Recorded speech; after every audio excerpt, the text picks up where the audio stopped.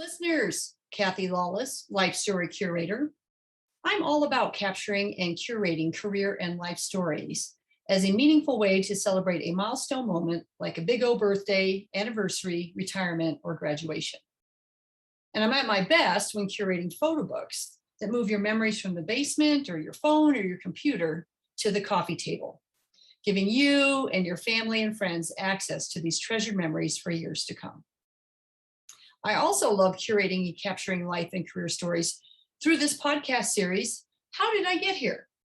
It's a series of interviews designed for people just starting out in their careers, people in transition, or possibly feeling stuck, and giving them access to the stories of people who have been there, done that, so that they might be inspired with some new ideas, or maybe just comforted knowing they are not alone, that everybody starts somewhere and everybody goes through times of transition and times when they feel stuck. Today, I'm very excited to be interviewing Riah Gonzalez. Welcome, Raya. Thank you so much. I'm excited to be here. And Raya is the founder and CEO of Linq Consulting Solutions. So we'll get to find out in a bit what that's all about. Before we jump into today's interview, let's hear a word from our sponsor, Life Story Curator, a testimonial from one of their very happy clients. Oh my gosh, if you're considering hiring Kathy Lawless to do a book for you, you need to do it. My name is Ann DuPont, and I'm Chair Emeritus of a nonprofit that's been based in Denver called the Leadership Investment. And after 20 plus years of being in business, we decided we had to celebrate and commemorate all of the great work we'd done and the impact we'd had in the Denver community. So we hired Kathy Lawless and Life Story Curator to help us do exactly that. And I've got to tell you, the result has been simply outstanding. We went into it with a little bit of fear, thinking, is this going to be too much work? Can we really take this on? And Kathy just made it absolutely painless. She was fun. She was creative. She broke the work into bite-sized pieces that we could really take hold of and get done. And she just made it a lot of fun. We had a lot of laughter along the way. And the feedback from the members of our organization, from the staff, the community, the volunteers, has simply been outstanding. It has really done quite a remarkable job of capturing the essence of everything we achieved over 20 years. So if you're thinking about doing something like this for your organization, for your career, for your family, I would highly recommend it, and I would absolutely say that Kathy Lawless and Life Story Curator is the person for you. Tell us where you grew up, what part of the country or what part of the world, and what your family was like, how many siblings, where you were in the birth order, and how both those things, where you grew up and I guess your birth order, how that shaped you as an adult. Yeah, I am a Washingtonian born and raised. So I was born in a little town called Carnation, Washington, which is about 15 minutes east of Microsoft land. So it's now become a suburbia for Microsoft people. But it's a little town that's 1 square mile. And so you could literally walk from one end to the other end. And I always tell people I'm so Washingtonian that I'm moldy because It's so wet there. so wet here, but I love it. I have 4 siblings, I have 3 siblings, 2 that I grew up with and 1 that's much younger than me. We are all girls, and I am the middle of the older 3. And I think that definitely influenced. I'm definitely like the middle child syndrome every year on Middle Child's Day, where it says like, did you know today was Middle Child's Day? Yeah, I forgot too. And I always send that to my middle child because we kind of get looked over sometimes, poor thing. But I also acted in a way as an older child because my oldest sibling left the house quite young. So she moved out in her like early teens or mid-teens. So so in a lot of ways, I heard the family and act as an older child as well.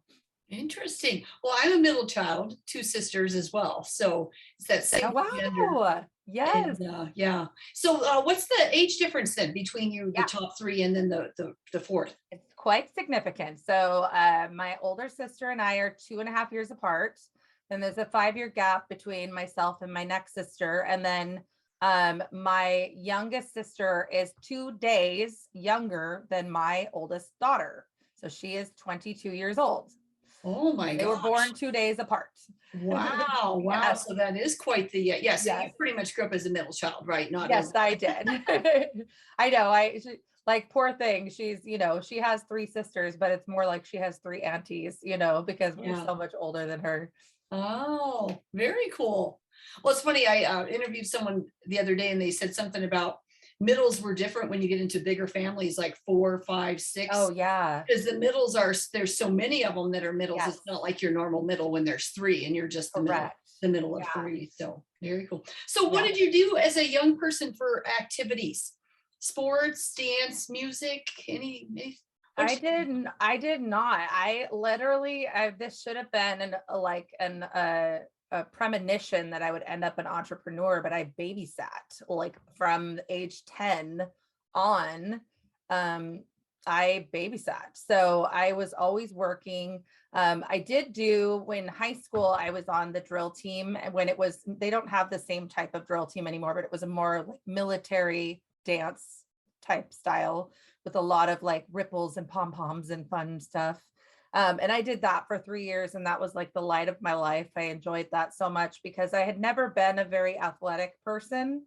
So I didn't get the whole team experience that everybody else who does dance lessons or swimming lessons or sports or things. I never really did that. And so this was a large team of 32 girls, and we really got to know each other. And because it was so large, there was such a variety of personalities, and cliques didn't really exist because we had to work together. So people who we wouldn't normally interact with, we had to collaborate with. It was really cool. Wow, very cool. So drill team, and they said it was like a military. So I guess the word drill really kind of. Yes. There's like marching and, think of like how they do with the guns, and they do like the ripples and things with the guns. Oh, we did that with pom-poms. So okay. Yeah. Very cool. Well, and again, it's just, as a young person, you just need activities, right? And things where you have to work things out with other people, that are your age, and then also to work with other adults, and it's all part of the growing. Yes. Very cool. Yeah, absolutely. All right. Well, are you introvert or extrovert or ambivert?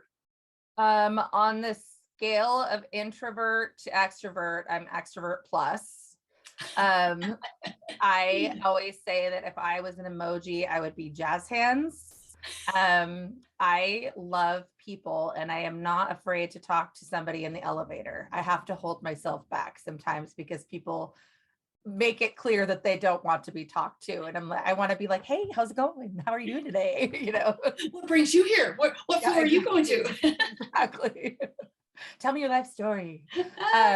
No, I love people. I love there's the Clifton's Strength Finder has like this, all these different strengths, and my number 1 strength is relator. And in the top 5 is one called woo, which is winning others over. And the difference between the two is a relator has deep relationships with people, but doesn't necessarily like all people. They like to go deep with certain people. And then the woo can work the room. Like they can talk to anybody. So I have both. Like I can work the room and get to know and make friends with everybody, but I can also really go deep and have really intimate, great relationships with friends. Oh, that explains so much about you. I remember the first time we met, I think we were scheduled for a half hour, and it went like an hour and a half. And so it makes sense. That explained the whole relator thing. So very cool.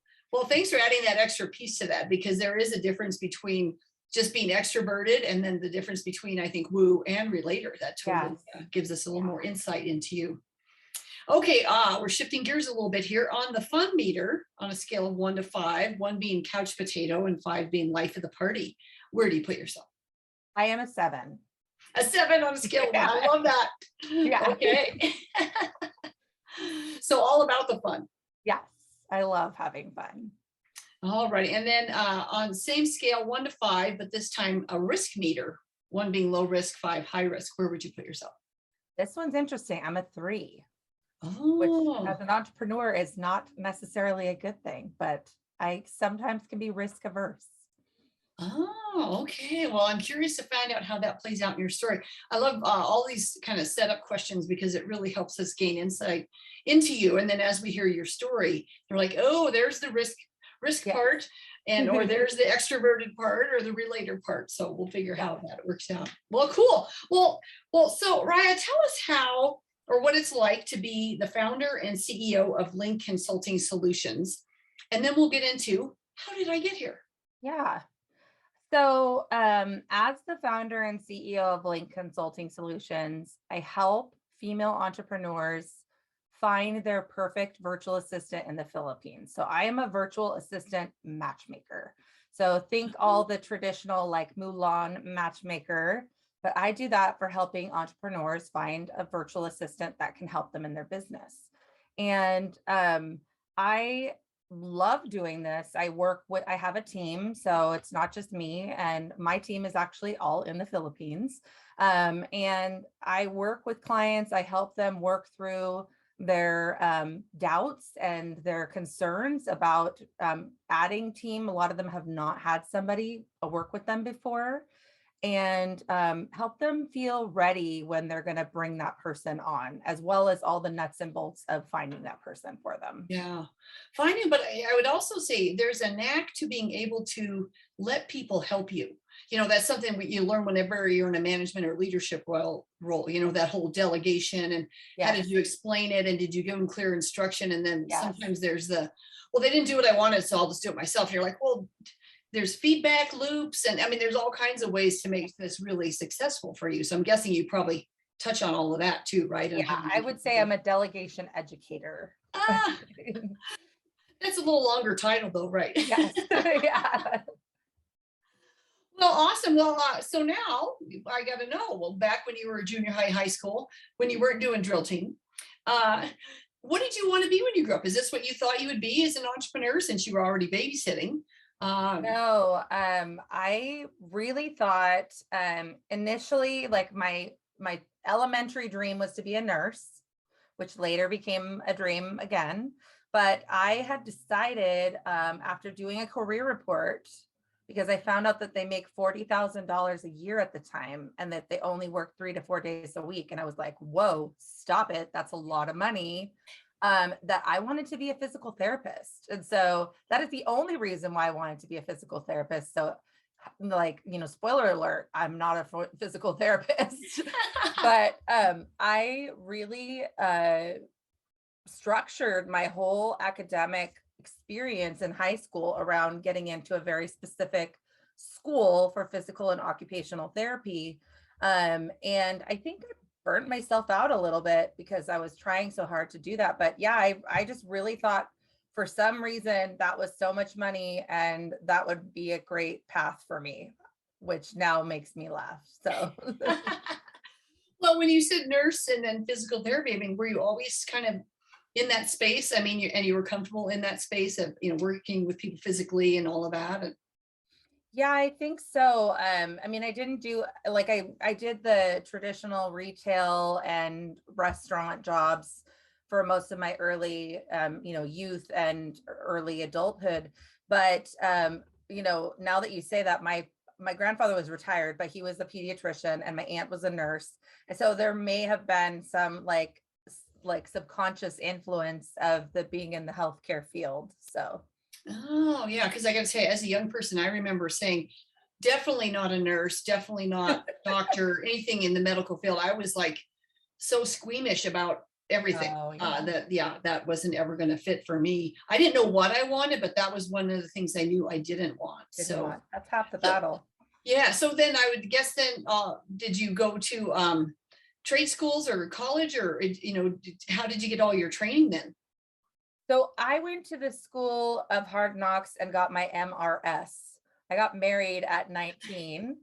And I thought that I was not going to go to college because of certain like personal circumstances, all sorts of drama, you know. So I thought that it wasn't accessible for me to go to to college. And so I got married and I had my first daughter when I was 20. And then I thought, that was great. We should do this again. So I had another daughter at 22. So they're 23 months apart. And then I was like, wow, that was really dumb. These are great kids, but I'm so overwhelmed. But I really never gave up the bug for college. So what I started to do, not knowing exactly where it would lead, was take one class at a time. And just doing that like on a payment plan with the college, and just take literally one class at a time. And that led to a long path to a bachelor's degree. It took me 7 years to get my associate's degree. And then it took me a total of 12 years to get my bachelor's degree. So between the 7 years, an extra 5 years to get my bachelor's degree. So I got my bachelor's degree in 2013 in administrative management and information technology. And I did it all, never taking a break except for one quarter I took off, not even summers. I went all 4 quarters. One quarter I took off to give birth to my third child. That was it. So wow. I felt that was acceptable, that I could take that quarter off. That was a good reason. Yes. Yeah. So here you are, you're a mom, you've got 2 kids, and you're probably working full time and you're going to school part time, and you really went through that diligence. It's so funny, as we're standing here, I'm listening to you going, wow, I didn't feel like I had access to college at a high school either. So I got a job, and then finally I did start working. I got working in a corporate environment, and then they had tuition reimbursement, and that's how I did my college degree part time.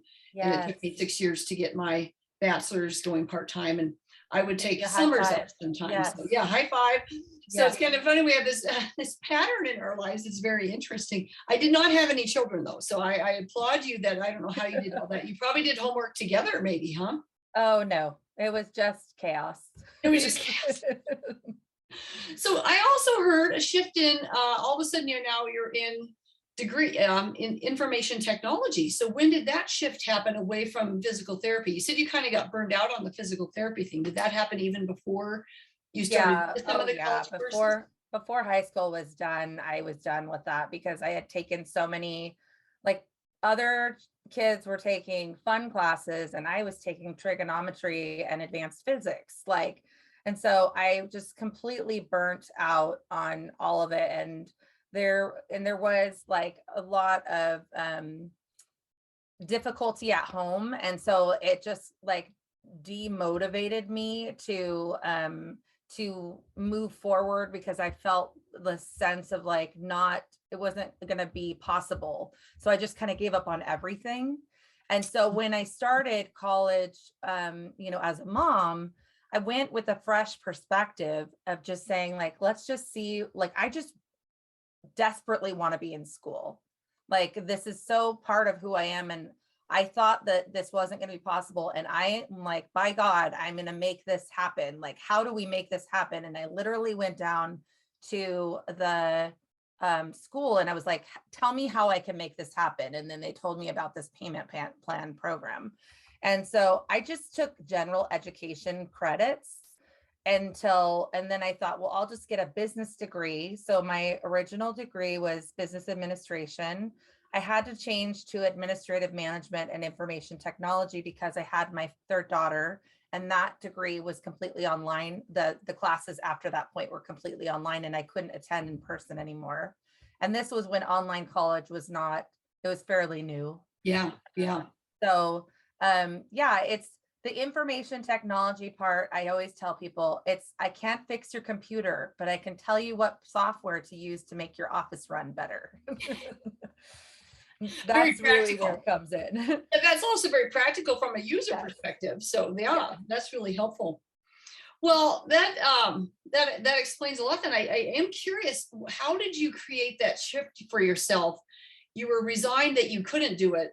And then it takes a lot of courage to even go into a college and say, well, what are my options? I mean, a lot of people would just be like, oh, college was never an option for me. I'm done. Because I know my shift, I had a sister who was going, and I was like, wait a minute, this could work for me. Sometimes you have to see it And then, you know, the possibilities start to open. Actually, both my sisters were going to college, so part-time and working. So, so what do you think gave you that courage?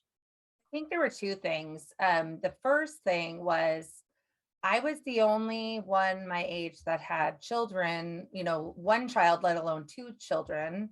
So everyone else was experiencing a different life than I was, because at that point, everyone else was still in university. And here I was married with two children, and I craved some normalcy. I wanted something, and I felt like maybe a little bitter or sad that I was missing out on something that was so important to me, because college, not necessarily being a physical therapist, but college in general was extremely important to me. And so I wanted to find a way to make it accessible. And what I did at first was I said, well, my husband is from Mexico, and so he speaks English, but his English was not so bueno at that time. And all of his family speaks Spanish. And so I said, well, I need to know Spanish because I need to be able to communicate with his family. I also need to know what they're saying about me, because that's just the way it goes. And so I took a non-credit course, which basically meant it was a credit course, but I was auditing it and I did not get credit for it. But it cost me $90 instead of $500. And I could still do the payment plan, so I could do it in 3 payments of $30.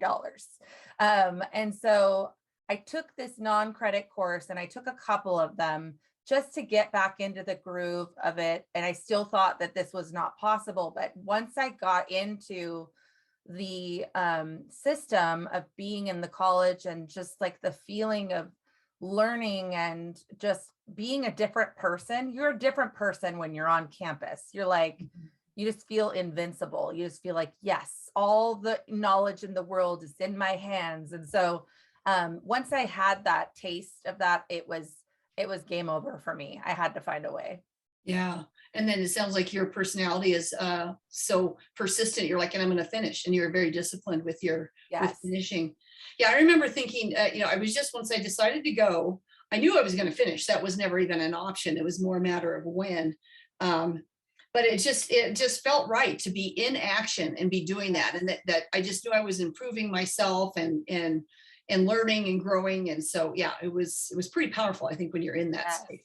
Yeah. I think it's one of the most, if you don't do college, if you do college as an adult, I don't know, because I didn't do it, you know, I guess I did do it as a child, but I wasn't in that situation. But I think you have a great appreciation of the institution of learning and what the power of each little morsel that you're adding to your brain, you know, like how applicable it is. And then especially when you move into the classes that are upper level classes that you'll actually use those things. You're like, oh my God, I can do this thing with that. That's amazing, you know? So I was already in management by the time I got to the upper level classes of administration management. So it felt like an apprenticeship, you know what I mean? Like I really got to apply every single thing that I learned. I was able to apply at work. So it was great. That's exactly what was going on for me. I was a supervisor and a manager in a corporation, First Data, which was a payment processing company. And so, yeah, so I was getting a business degree. So everything in my business degree applied to my job, and then my job applied to the business. I mean, it just all made sense. I could see how it all fit together, and it was amazing. Now, if I just tried to do that same degree 4 to 6 years earlier, I don't think it would have had the same experience for me. And I don't think I would have had the same value and appreciation for it. Yes. Whether I paid for it or not. I mean, my company paid for it through tuition reimbursement, which meant I had to get certain grades in order for them to continue to pay. I could only go at a certain pace. And I also had to pay for my own books. And sometimes it was taxable as income, and sometimes anyway, there was a lot of different things that went on at that period of time. But yeah, it was really, you know, like a scholarship, right? But at a point in time where I was very ready to accept that type of responsibility. Yeah. Totally get it. So how were you supporting yourself financially then? You said you were already in management.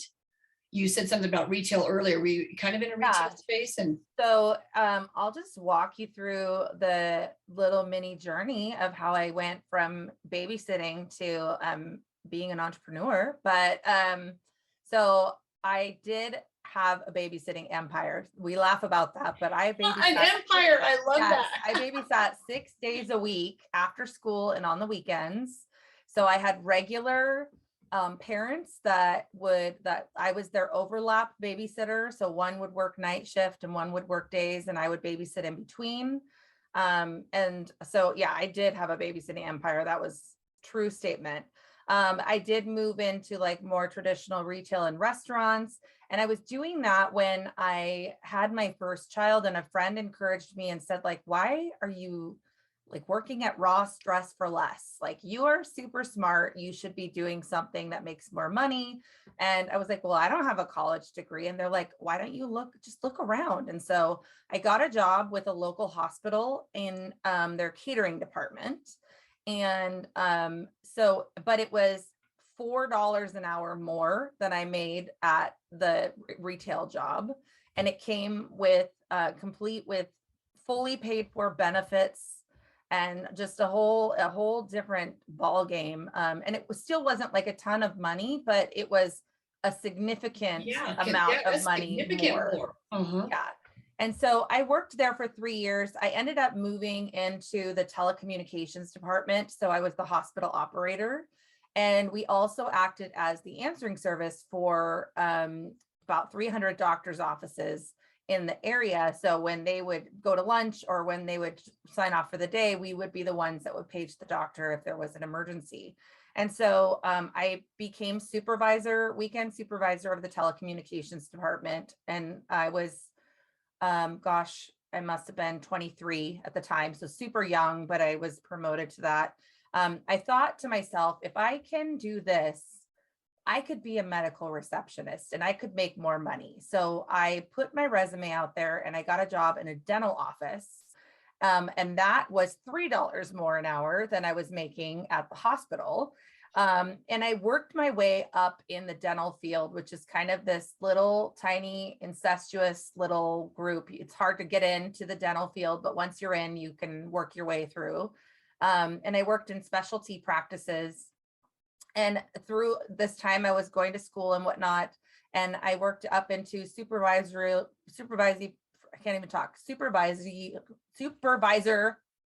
positions. And I eventually branched out to become a practice manager of a multi-million-dollar cosmetic surgery and oral surgery clinic in downtown Seattle. And that was a huge jump for me. And it was what I thought the pinnacle of success was going to be for me, the corner office and all the goodies and everything. And I absolutely hated it, every minute of it. It was a very toxic environment, very like maybe a little bit because of the type of office that it was, but also the doctor was difficult to work with. And the hours, I was salary for the first time, and the hours were like 60 to 70 hour weeks. Plus I was in school full time, plus I was commuting an hour plus each way, and I had children at home. So, and my baby was little. So it was grueling, to say the least. Excellent experience, but I only lasted a year because I just was like, I can't, like, I'm not even living. Like, yes, I'm making so much more money, but I don't, like, all I'm doing is spending it on takeout because I can't breathe. You know what I mean? Like, I can't do anything. Yeah. So I left that and started to go back to trying to become a nurse. I thought, well, I'll just take this clinical experience and become a nurse. Worked a series of jobs to gain clinical experience. And then in the last one, which was the final job I needed to get the final experience to get into the school that I was looking at, I got fired. So that put a huge halt to everything. And I did not know what to do. This is like the honest to God, you know, how I got here type moment, but I really didn't know what to do because this had been my goal for so long so many years and changing jobs to get this specific experience. And it was, when I got fired, it was like dramatic. And the aftermath caused me to get poor grades on the classes that were required to get into this school. And you could only take these classes so many times. And so I was unable to be successfully finish those classes. And so it basically screwed my chances of ever becoming a nurse. And I was at the very end of it. So I really didn't know what to do. And so I ended up, I had been helping some people on the side with administrative work. And so I just said, okay, well, I guess I'm an admin person now. And I got a business license. And because I was like, they can't just Venmo me anymore. Like, this is the only income coming in. Yeah. So I got a business license, and that's how it was started. Yeah.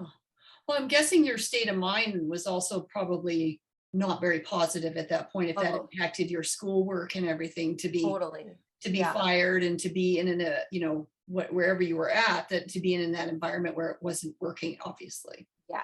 Yeah. I mean, I should have left. I always say, like, I didn't follow the signs, so the universe closed the door for me. You know what I mean? Like, yeah, I wasn't doing what I needed to do to leave a very toxic environment. And so they just took care of that for me. Like, yeah. so but it's in hard. fact, it's okay. But yeah, it was quite devastating at the time. Yeah, it's kind of like that back in the day, the boyfriend that you wanted to break up with, and then the boyfriend breaks up with you first, and you're just pissed about that, right? Because you're like, I knew this wasn't working, but I wanted it to be on my terms, not the other person's terms. So 100%. It makes it really hard. So how did you bounce back? I mean, I get what you said. You know, what you did was get your business license and start moving in that direction, but you still had to kind of recover your mindset. So were you reading any books at this point, or did you have, you know, someone that was helping talk you through it? I mean, that's the kind of thing when people are in transition or stuck, or they get in a situation like that, it's hard to get out. So that's what this podcast is about. How did you kind of get yourself out of that funk? It took some time. I kept saying, I was in counseling at the time, and I kept saying how I was unemployed, and my counselor would say, you have 2 clients. That is called self-employed. Like, you are not unemployed. Yeah. So I was how do you describe yourself? Mm-hmm. Yeah, I was still in that mindset of, I'm unemployed, I'm fired.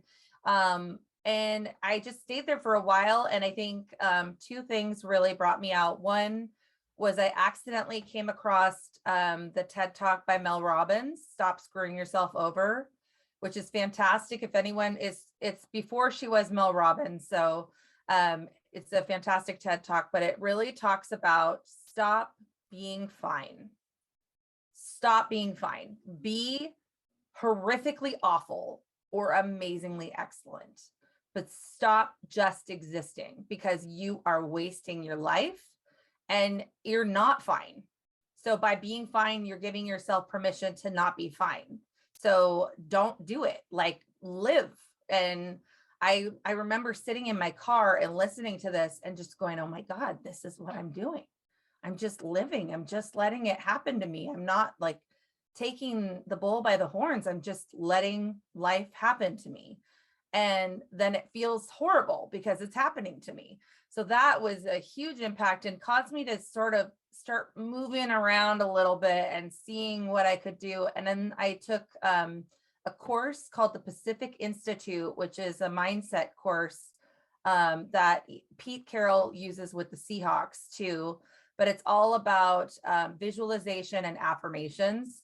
And I'm going to mess it up, but it's called like the reticular activating system, I think is what it's called. But it's the part of your brain where if you actually visualize a situation and you concentrate on it so much that it's like manifestation, but in a less wooey woo kind of way, you notice opportunities more and you see things that you wouldn't have noticed.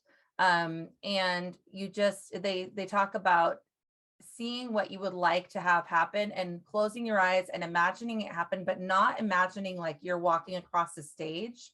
Imagine it like you're in your body. Like, what would it look like if you're in your body and you reach your hand out and you shake someone's hand, so that when you get to that moment, you're like, oh yeah, I've been here before. Like, I know what, yep, exactly. I know what's happening. You know what I mean? And so that also, and somebody at that course said to me, you're amazing. He's like, I don't even know you, but you're going to be an ass kicker. Like, I just can tell that you're going to go really far. And I could just cry, like, I think I did cry when he said that, because I felt the complete opposite of amazing in that moment. I felt rejected and dumb, and I felt like a loser, and I didn't know where I was going. And for him to just say that to me, and like, we had just met, but he just was like, I just can tell, like, with your vibe, like, I just can tell, like, he's like, Riah Gonzalez, I'm logging that name. Like, I know you're going places. And ironically, he sent me a message on LinkedIn yesterday. That guy, he lives across the US. But yeah, those two things, I think that was my first investment in personal development. And I remember saying to my sister, it's $300 like for this thing. Should I do this thing? And she's like, are you crazy? That's $300. And I was like, I really think I need to do this thing. But I'm so glad I did, because it just allowed me to see different possibilities. And so those two things together kind of jolted me a little bit out of my funk, and then said, okay, what's next? And that's where I was like, all right, putting the boots on, putting the suspenders on. What do we got to do now? And it wasn't all clear sailing from there, but it at least got me out of the bed and into starting to figure out what I was going to do. Yeah. Yeah, that's awesome. Thanks for sharing that, because again, this is what this podcast is about, is when you are in that funk, it is so hard to ask for help a lot of times, talk to other people, do different things, right? I was there when I got laid off, and initially I was offered a choice to be severed, or I could have taken like a demotion, and I'd been there 20 years, and I'm like, so I took the severance because I'd been there 20 years. And so I looked at it as a new adventure. But then when you can't find the next thing, all of a sudden the mind and the mental stuff starts to come out in terms of, am I ever going to find anything? Am I a failure? Well, maybe there's a reason all that stuff. And it's like, how do you get out of that? And what you need a lot of times, I think, is that you got to have that mental shift. And I had a great friend who, she was going through some of the same stuff I was. And if we hadn't had each other, I think it'd have been we would have just stayed going down this silent path and not talking to anyone about what was going on. We were fine. Just like you said, we were fine. When you saw people, you didn't want to be the, oh, woe is me, or I can't find, or, because I also didn't have the language or the clarity of what I really, really, really wanted to keep putting that positive so I was just fine. Everything was fine, but that wasn't helping me really move forward either. Right. So it's funny. I read a book called You Are a Badass, How to Stop Doubting Yourself and Live an Awesome Life. And that's what really got me to start my own business. I had done some consulting. So I got past the layoff. I got back into corporate and did some consulting, which worked really well for me for a while. But then when that ended, I'm like, well, now what's next? But it was that book that really kind of jolted me out of that. I'm fine. And how do I stay in motion and in action and doing and creating for myself, not waiting for other things to come to me, kind of a thing. So that TED Talk is very complimentary to the style of that book. It is very, very complimentary. And I love that book too. It's one of my favorites. In fact, I have quite a few of her You Are a Badass at, she has different versions of the book at, at Money or, whatever it might be. Yeah. Yeah. So how did you find this niche? It's such a niche, finding a virtual assistant in the Philippines. Yes. I mean, this is very niche-y what you're doing. So how did you get to that? So initially my business was called Admin Prestige, and we did administrative work, just me to begin with. And then I hired some virtual assistants. So it was an admin agency. So we did administrative work for different types of clients. And I did that for quite some time.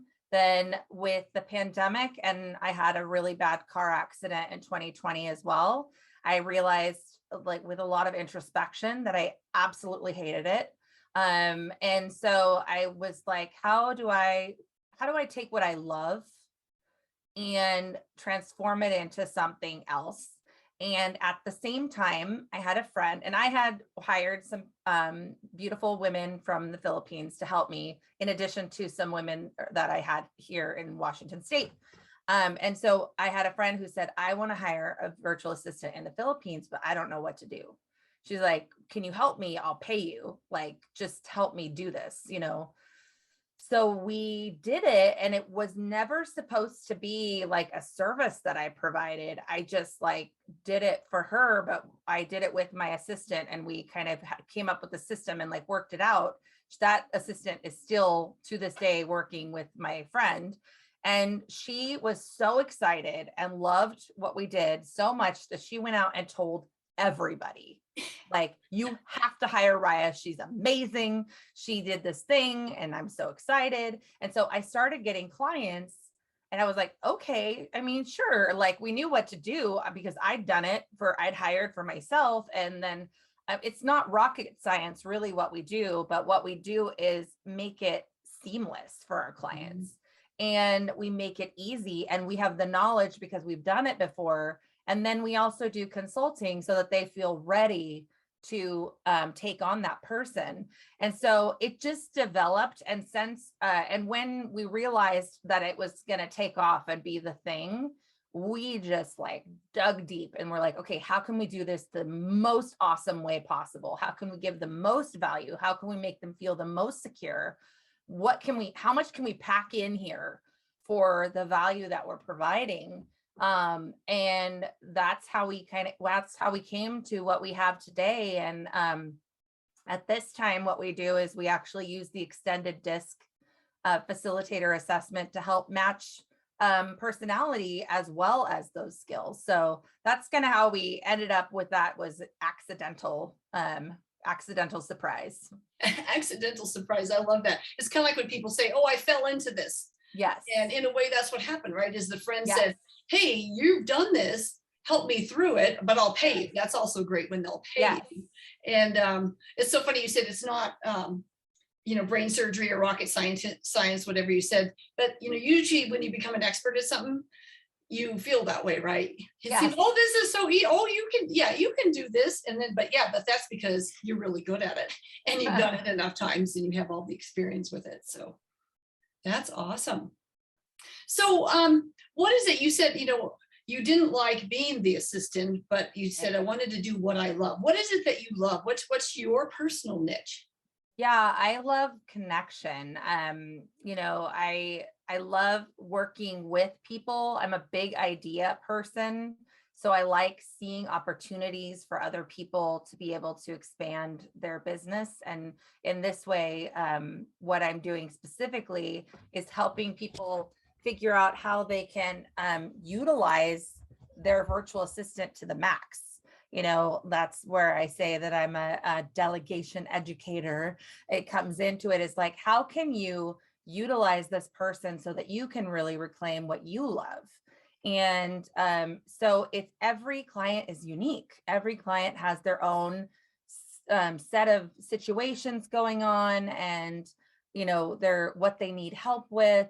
And so it's kind of finding those nooks and those crannies of how they can maximize that, and then how we can help them do it successfully. Communicating, there are some cultural communication things that are good to have. And then just, in general, like I said, most of our clients have never had an assistant before. So, giving some basic leadership skills as well. Yeah. Yeah. Well, and then you get caught up in it's just easier for me to do it myself. So that's, I don't want to train someone on that, but you don't realize the opportunity cost of keep doing these little things for yourself. So in a way, it almost sounds like you're kind of the office manager for this entrepreneur on how they coaching them and consulting with them on how they should offload more, right? I'm guessing you get to know them so well. You're like, for a 2 to 3 week period of time, I am. Yeah. And then you're done, and then they're off running and probably more effective. So. Yeah. Well, Ryan, this is fascinating. I just love your business and what you've accomplished, and you're creating, jobs and not only for the virtual assistants, in the Philippines that now have work that wouldn't have had work probably if they hadn't met you, but then what you're creating for the people that you consult with is probably just even more of what they get to do and that what they love. And so then that's going to bring even more fortune to them and more fortune to the other people. So Right. all the abundance, you're creating abundance, I guess is what I'm trying to say. And I love it.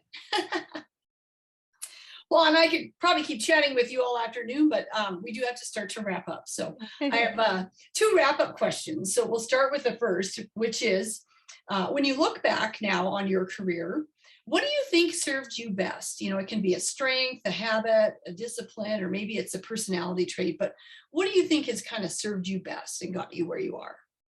Well, the nice way to say it is tenacity. The real way to say it is I'm very stubborn. When I lay my eyes on something that I want, I'm gonna get it. So that's why it took me 12 years and to get my college degree. And people would say, you're crazy. Like, you're not even sleeping. Like, how are you doing this? I'm like, I'm not. Just get out of my way. Like, I'm not doing it. I'm not doing anything good right now. I'm tired. I'm cranky, but I'm going to get it done. And, and in a lot of ways, I carry that through with my business too, in a nicer way, but I am very tenacious in that regard. Yeah. Tenacity. I see that. It took me 7 years to get my degree. And I look back and go, what, doesn't matter how long it took. Nope. I got it and I feel really good about it. And, finishing it was something I was very proud of. In fact, people who don't walk through their graduations, I'm always like, I know. Oh, I'm man, all about the celebrating moment of my life. Yeah. It's big, and when sometimes you need to really go through that, that ceremony of it and really bring the closure to it and really sit and bask in it. And I think people are, it's no big deal. It's a piece of paper and I'm on to the next level of education or I'm on to my career or whatever. You're like, yeah, I don't know. There's something about pausing, reflecting, acknowledging, and celebrating and then moving into the next phase. Right? Absolutely. Probably why I do the work that I do is that I believe that so strongly. So yes. Yeah. Okay, second wrap-up question then is, any words of wisdom that have impacted you over the years? And again, it can be a quote or it can be something you've come up with. It can be a quote from someone else or your own quote, but any words of wisdom? Yes. So I have my own podcast. It's called The Client Experience Revolution. And I had a guest. Her name is Heidi Bushy. And I ask usually what is the best advice that they've been given. And that's my wrap-up question. And she said this thing, and I was so stunned by it that we have actually adopted it as a family mantra. And that is, any action is good action.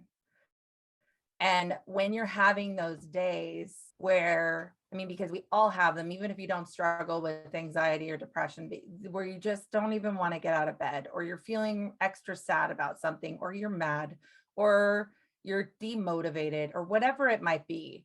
If you take one tiny step towards something, that's good action. You did something. So my daughter did an episode with me about mental health, and we talked about that. And I told her, if you get out of bed today and you brush your teeth and you look in the mirror and then you kind of splash some water on your face and then you go back to bed for the day, I'm so proud of you. Like, you got out of bed, you brushed your teeth, you go, girlfriend. Like, whatever it is that, what that is, the action that you take that's at the point where you're at. Mm-hmm. If you take action, that's good action. So any action is good action. I love that. Yeah, I love that too. I've definitely been a supporter of being in action. And a lot of times when we're stuck or in transition, we don't look at it that way. Sometimes being in action could be reading a book, 100%, or meeting a friend for coffee. Just like you said, getting out of the house, getting out of that routine, yes. Getting out of that cycle, whatever the cycle is. And even if it's for just an hour that you aren't thinking about what's going on in your life because you're talking to someone else, or maybe you just drove to the grocery or the coffee shop or something, right? But you're in action. Yes. And that breaks that cycle of whatever might be troubling you. Yes. Yep. So that's my favorite. Love that. Well, thank you for sharing that. And thank you so much for sharing your story today. I love how you got through the what you did, but then also the whys and the hows, and it wasn't always easy. And it's not. And that's what we find out when we dive into people's stories, right? Is that from the outside looking in, we're like, oh, she's created this thing. It's so niche. Isn't that cool? Isn't that great? But, there's, how she got here, though, is just as important as what you've created today and where you're going to take it next. So yes, thank you. Look forward to seeing that. So thank you for sharing your story. And listeners, if you've enjoyed today's interview, please subscribe below and you'll be alerted as other interviews are published. And if you have any questions for me or for Raya, you can find both of us on my website, lifestorycurator.com. That's where I'll post this as a blog, and I'll also post all her social media. So if all of a sudden you're like, wait a minute, this virtual assistant thing, I need one. I need help here. I'm guessing you do this for not just people in Washington, right? That it's no, it's all over the world. Yeah. Yeah, your business is virtual and your assistants are virtual, right? Yeah. So we can find you on my website, and I'll post your website as well. So, and then I guess on that note, I'll say stay safe, stay well, and let's keep sharing those stories. Have a great day.